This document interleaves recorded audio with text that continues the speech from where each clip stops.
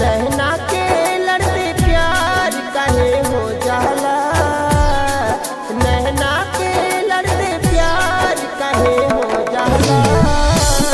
गैर पे ही एतबार, गैर पे ही एतबार काहे हो जाला। गैर पे ही एतबार काहे हो जाला। गैर पे ही एतबार काहे हो जाला।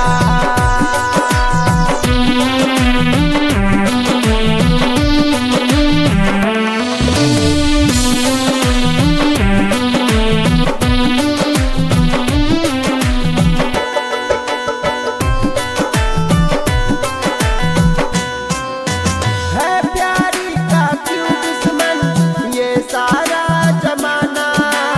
महंगा पड़ा है हमको अब दिल का लगाना। इश्क में जला निसार काहे हो जाला।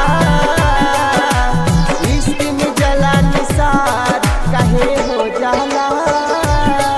नैना के लड़के प्यार काहे हो जाला।